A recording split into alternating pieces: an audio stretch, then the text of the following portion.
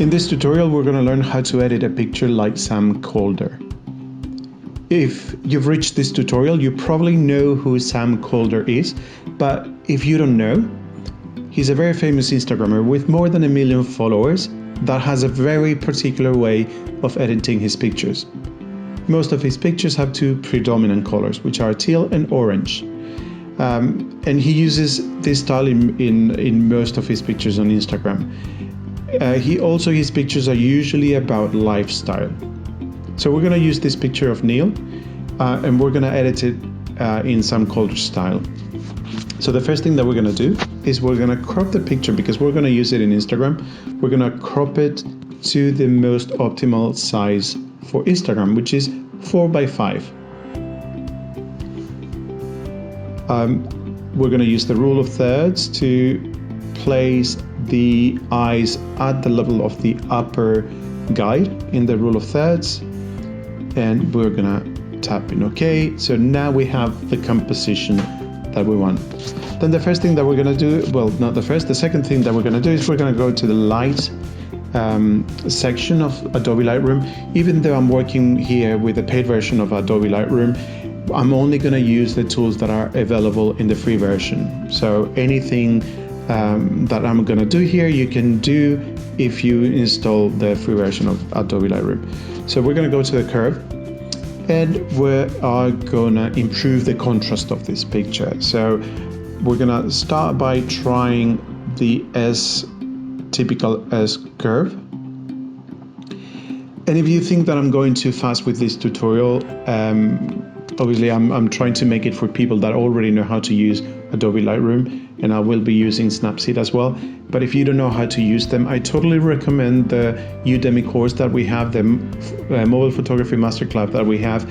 You can access that course by tapping or clicking on the link in the description of this video. Totally recommend it. So we're going to use an S curve to improve the contrast of the photo. We may revisit this curve, but later on. But I think I'm quite happy with what I'm getting at the moment. I don't want the shadows to be too dark, so I'm quite happy with this shape of the curve. Next thing that I'm going to do is to lower the highlights and decrease the shadows so we can see a bit more what's hidden in the shadows of the picture. As you can see now, his face is a bit more defined because he had the shadow of a tree over his face. The features of his face were kind of hidden. So with this, we're kind of revealing those features a bit better. Like I said, Sam Kolder's style has two predominant colors, which are teal and orange, but also black and white. So we need to reduce the colors of this picture to those 4 colors. We want whites to be pretty white, but because this picture was taken in the middle of the day, whites are quite bright. We might need to work a little bit on that later on. And blacks, we want a bit more contrast in the picture, so we're gonna increase the blacks, which means to move the slider to the left. Next, we're going to play with the colors, and this is where the magic happens. We want yellows, oranges, and reds to move towards the orange part of the spectrum. So we're going to change the hue of the reds and move it to the orange. His face is a bit red because I think he was a bit burned by the sun, so I'm going to lower the saturation of the reds to try to smooth out the differences in colors. And the luminance, I'm gonna leave it as it is. Then the oranges, I want oranges to be more towards the red in the spectrum because I want the oranges to be more intense. Saturation, we're gonna increase the saturation. As you can see, the color of his skin is changing, making it a bit more brown. And I'm gonna reduce the luminance of the oranges. And then with the yellows, we're going to do the same. We're going to move the slider. In this case, we have to move it a bit more towards the orange, so towards the left. We're going to play with the saturation and see what we like. So if we increase the saturation, you can see it's mainly affecting the background of the picture and some areas more than the skin. So we probably want to saturate it a bit more, and this is to separate elements in the picture so we get a bit more depth of color. And then we are gonna decrease the luminance of the yellows. Like I said, we may revisit this in the future. Greens. It doesn't have any greens in the, Sam Kolder doesn't have any greens in the picture. They're mostly towards the teal. So we can do either of two things. So we can move the hue of the greens towards the yellow, in which case we'll have a bit more orange. And this is mostly what he does, what Sam Kolder does. And then decrease the saturation of the greens completely. Or we can move it towards the blues. But if we move it to the blues, we don't get the effect of the teal and orange. So we're going to move it towards the yellow completely and desaturate them. And then if we play with the luminance, we can choose whether we want the elements to be darker and have more presence or less present by making them brighter. In this case, because the photo is quite bright and most of the elements are quite bright, I want to darken them a little bit. So I'm going to decrease the luminance of the greens. And then the aquas, I'm going to move them more towards the teals. There's no, as you can see, it doesn't impact the picture because most of the picture has more blues than cyans or aquas. Some people call them cyans, some people call them aquas. So we play with the saturation. One thing that Sam Kolder does with his pictures is that the blues are really not saturated. They have this metallic blue type of this metallic type of blue. So with blues, we're going to want to desaturate them in general. We want to move them towards the teal, and as you can see, I'm moving the blues towards the teal. Already transforms the picture, but we want them to be less saturated.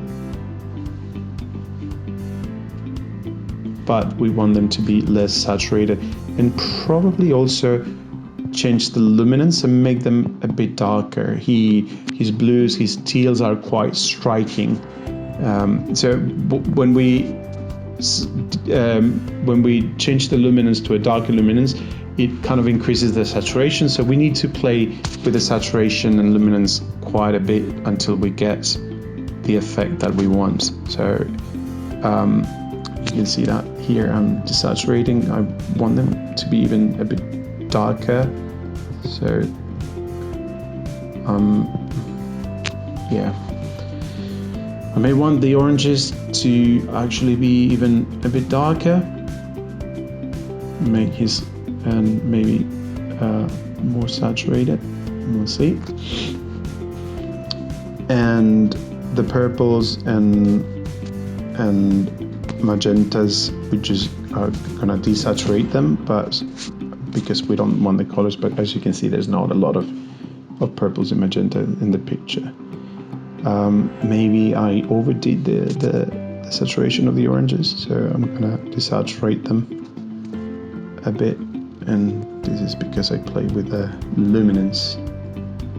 So you can see if I play with the luminance, it changes the effects in the arms and the face. We want the face to be matte but not dark, if you know what I mean. So I'm gonna magnify the face and then just play with the saturation and the luminance.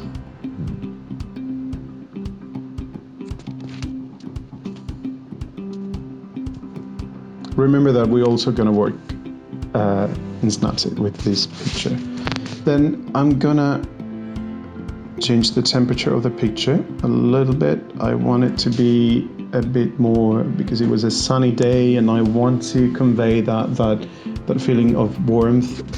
Maybe move the white balance towards the warmer tones, which means that the teals are gonna become a bit greenish, and I don't want that. So I'm gonna change the tint of the picture and remove some of the greens to keep that teal and orange. Then I'm gonna increase the vibrance of the colors. What this does is it increases the saturation of colors that are muted. And then I'm going to move to the next section, which is the effects, and I'm going to do a split tone. And what I want here is to create an overlay in the highlights of a teal color to make it more intense. And with this you can see the before and after of the picture, and maybe the shadows.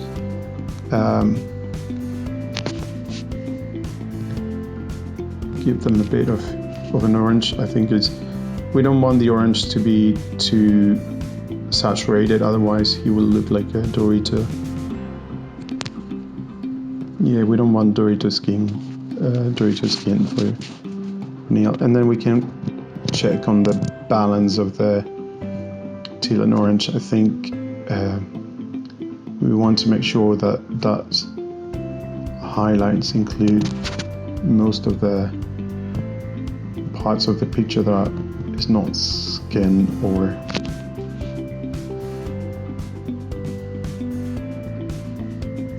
or the background. So I'm happy with what the colors are looking like. I think there's still some green that I want to get rid of, so I'm gonna increase the tint of the purples and maybe increase the vibrance and orange and desaturate them, and the reds make them a bit more orange. You see, you had to come back and forth from the different color menus until you get the effect that you want. Maybe decrease the luminance of the reds, and that's a lot closer to what I want. If I decrease the luminance too much, then his face becomes too dark. So I think I'm quite happy. And then I'm going to move to the next menu, the effects. We've already done the split tone. Now we're going to play with the texture, the clarity. The texture is going to either increase detail in the small details or decrease it. In case of faces, it will make the skin smoother. And actually that is one of the characteristics of his photos, is that his Sam Kolder's photos, is that his skin always looks very smooth without having that beauty face effect that some phones have. So it's a very subtle way of doing it, but he does some skin smoothing, and you achieve that with the texture, by playing with the texture and the clarity. If you see it, if I decrease the texture, then it just becomes too much. But if I decrease it a little bit, what mainly does in this picture is it removes the shine in his face, from the sweat, from everything. So it makes it more matte. Same as with the clarity, you can increase or decrease the clarity. I actually want to increase the clarity because another characteristic of Sam Kolder's pictures is that they're very sharp in the details. So not the picture in general, but the details are quite sharp. So I'm going to increase the clarity a little bit. Dehaze, I'm not going to touch it. Maybe just a tiny bit. And vignette, I prefer to do it in Snapseed. And then the sharpness, we're going to increase the sharpness of the picture. We need to be very careful with the skin, so we're gonna move the masking, the sharpness, so it doesn't affect the skin so much. Remove a bit of the noise and the color noise to give that smoothness effect.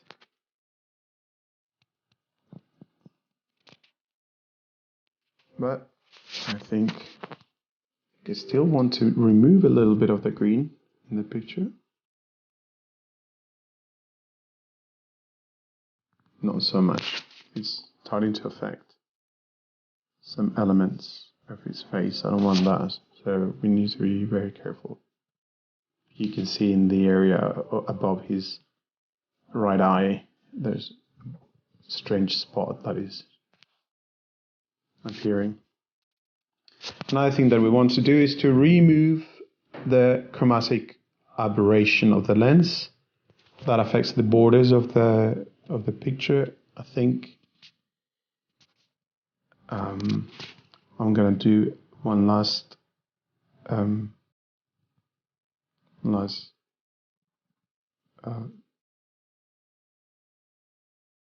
look at the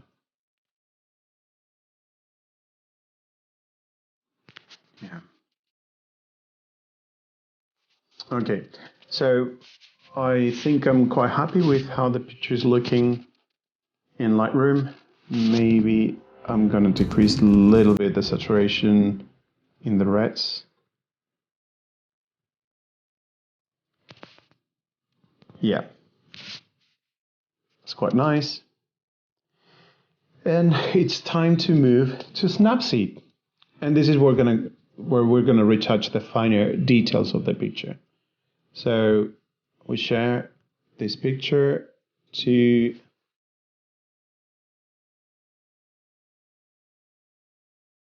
Snapseed. And the first thing that we're going to do is we're going to use the portrait filter. And with the portrait filter, we're going to retouch the skin, the spotlight in the face, and the eyes, even though his eyes are almost closed, so it's not going to affect the picture a lot. So with the face spotlight, we can increase it, so we get a bit more, we illuminate the face a little bit more. With skin smoothing, you can see here how we can beauty face the picture. We don't want to exaggerate that effect.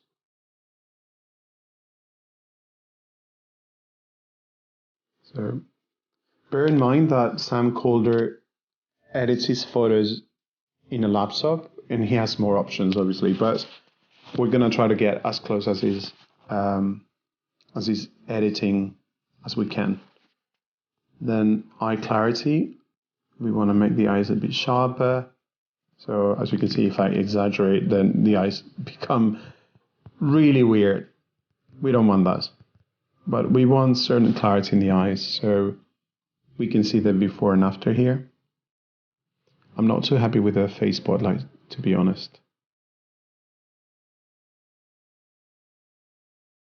Double click here to see the effect.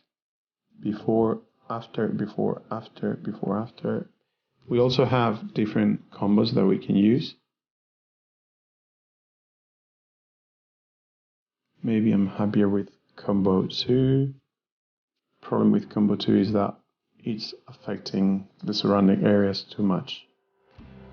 So we're gonna fix that with a different tool. Okay. We're gonna click OK. Before, after. And now, actually, I don't like how the editing, this face spotlight happens around his face. So I'm just gonna paint where I want this effect to happen. And I don't like that. So I'm gonna remove it again, start. And then I'm gonna magnify the picture and then just paint over his face for this to just happen in his face or his skin. I want to be able to control how this effect happens in the picture. So it's a very subtle retouch. Next thing that I'm gonna do is I'm gonna go to selective retouch, and I want to add a bit more light to his face. I'm gonna reduce the effect to just his face, to the darker areas of his face.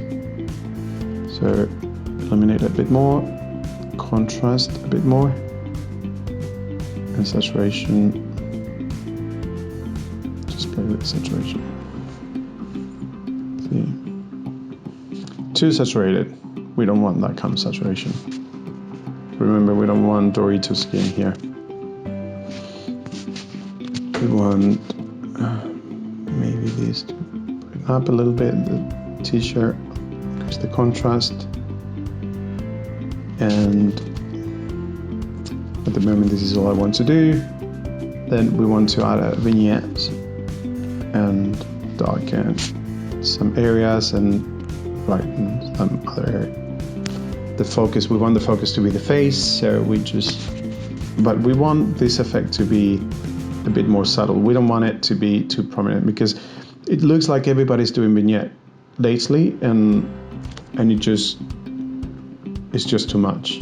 Even now you can see that it's just too much, and I don't think Sam Kolder uses it as often. But I don't want things to distract also the viewer. So I want the leg, which is quite big in the picture, I want it to be a bit darker so people focus more on the face. Then we're going to do to the tune image menu, increase the contrast, saturation a little bit more, ambience, we play with the ambience, and I think it works more towards decreasing the ambience of the picture.